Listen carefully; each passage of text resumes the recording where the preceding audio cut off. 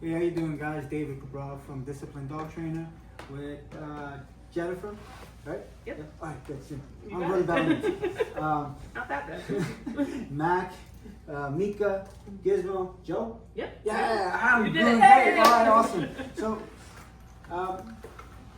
can you tell everybody watching on the other side, what was one of the reasons you reached out to us? Well, we were in a unique situation where Okay. we acquired Mika. Okay. And Mac at the time was a 3-year-old territorial Boston Terrier. Okay. And once we had Mika, his territorial behaviors started to escalate. Okay. So in that time span, he had a few bites and nips.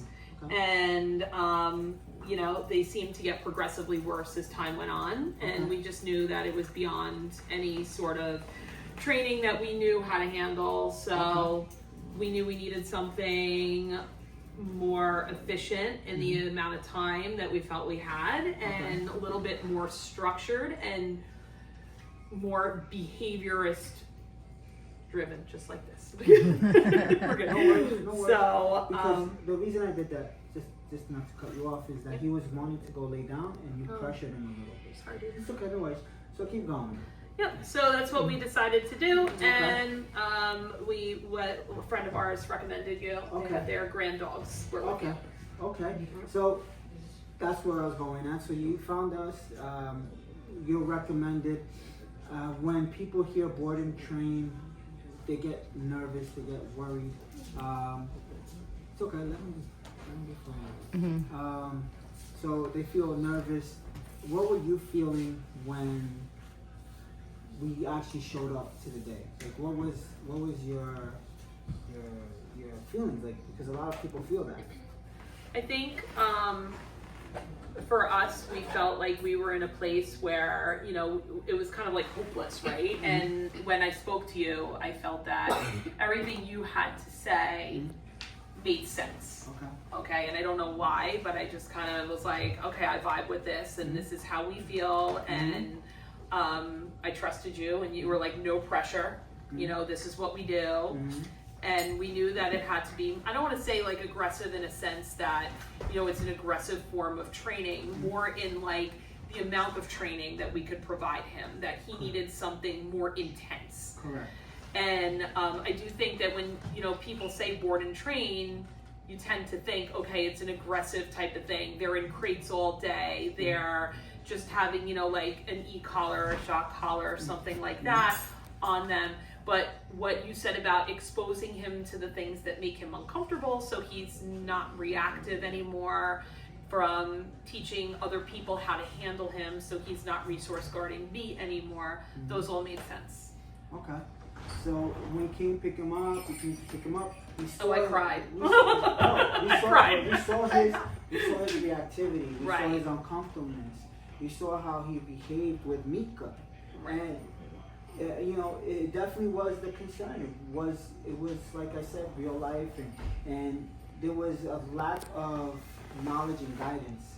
So when we came in, did you feel comfortable that I knew what I was doing? Because a lot of people, like, I don't know you. You don't know my dog. How are you gonna help me if you're not really gonna be with me? Right? Well, for me, like when I saw, if you look back at coaching 26, I think it is under the Mac and Mika, like you had them right next to each other within like the first 30 minutes. So I knew you knew what you were doing, and you didn't do anything that was so crazy and out of line with, I mean, this could have never happened even the way things are now. Mac would never shut it down and relax around Mika. And, you know, that to me was everything I needed to see, that, you know, we were like, you know what, we're sold, this is incredible. And we actually told everyone that we know, we're like, go on the Instagram page and go look at the two of them next to each other, because we kept Mika downstairs and Mac upstairs, and we flip-flop dogs and whatnot. So that's real life. Crazy. A lot of people do that. Right. So it's the crazy the adjustments we make for our dogs, but we forget to ask ourselves, what do we want in our life? Right. Right? So we pick them up. Now, a lot of people always worry that they're not going to see their dog, they're not going to get any communication. You were really great. You were one of the very few that didn't contact me a lot. I'm a teacher. I don't like when people contact me. So there you go. So you're very well trained. I wish more. Just kidding. If I teach your children, I love hearing from you. My disclaimer. No, but it's okay. Right. Listen. I trusted Yeah, you. but did you see Right. enough, I trusted you both. I trusted all of Did you see you. enough though? Yes. Like, did you get enough engagement from us? Did you see his process? If you had questions, did you feel like they were answered? Yes, I did. We saw him almost every day on Instagram. I saw that he was outside, he was with your family, he was being exposed to other dogs, all sorts of situations that are similar, like that replicate life. So it wasn't that he was just in a facility where he was learning how to walk on a leash. He had distractions. Your son is jumping out of a box towards him, which is something that really would happen in our house. Basketballs, people running around, food, and he was a part of your family, which is really what we wanted, is him to be in this family dynamic. And look at all these things that are going on. Right. Like multiple distractions, multiple movements, multiple corrections, and he's just But I was doing the snake and the kale. That was awesome. It was all great distractions and facing triggers. So now we're coming to the point where we're about to drop him off.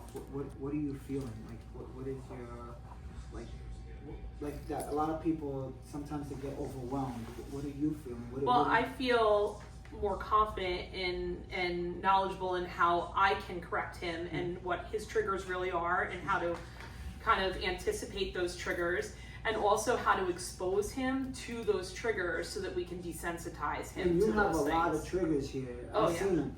So we came and you saw that you were really the source, and you saw how we handled that, and then Right. you saw how long it took. Right. As we say, we never come back with something new, but something that you have to continue. Right.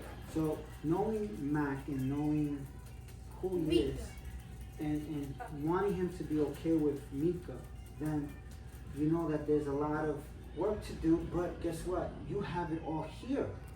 You don't have to go anywhere. Right. You're very fortunate, Right. right? Because we have real life. Not a lot of dogs get this. Exactly. A lot of dogs aren't around this. So if Max starts going backwards, who do we have to blame? Me. Us. And- All of yes. us. The whole family. Beautiful. Yep. And the reason I always ask that is because we need to take accountability of our dog's actions. No longer just allowing him to make decisions. Right? There you go. Good. He feels that. So once we learn to relax, our dogs will relax. And how awesome is it that I can be next to you having a conversation and Right. you'll be okay? And that could not have happened. Even, people who he's very familiar with couldn't really get near me. And now he's... Yeah, and the only thing I would do, so you understand, now take this leash, right? And when he starts doing that, just kind of make some distance. So you're comfortable, because you weren't uncomfortable. Right. And he feels that energy. Remember, dogs are energy. Yes, and then we relax, he relaxes, so that I can do this, even though you're holding the leash. Right. All right, my Amazing. people. Thank you very much for watching. Thank you for trusting our family. And like always, if you need us, we're here. And I always finish with a, yeah, baby. Awesome.